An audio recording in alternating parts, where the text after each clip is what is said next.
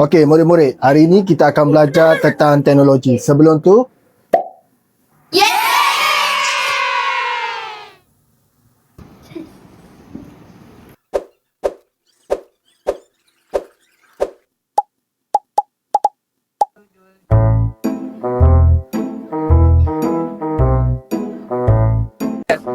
Aziz, kau buat apa tu? Adalah. Ish, diamlah. Nanti cikgu dengar.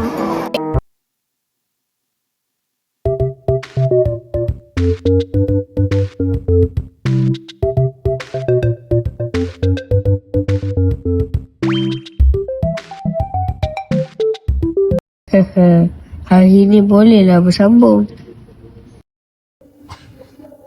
patutlah kuis saya selalu dapat makan rendang. Ni rupanya kerja awak.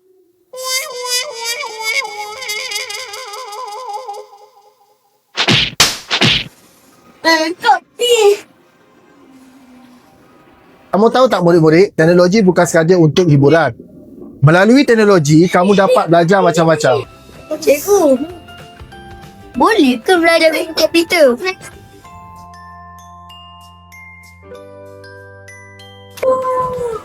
Okey, cuba kamu tengok ni. Dengan teknologi, perkara yang susah akan jadi lebih mudah.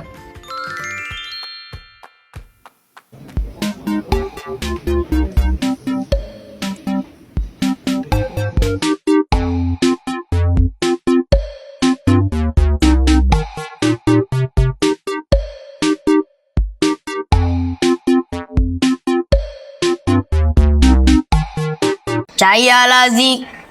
Tak bila kau jadi pandai. Aku memang selalu bijak. Dengan teknologi yang jauh pun boleh jadi dekat. Membuatkan pembelajaran jadi lagi mudah. Nampak tak semua? Teknologi banyak sebenarnya dalam pendidikan.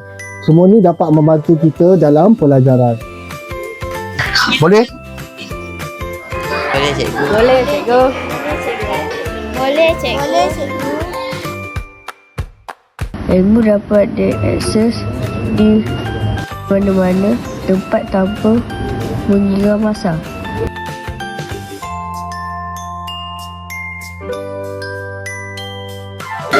Betul tu cikgu. Kalau guna dengan betul, memang jadi bijak.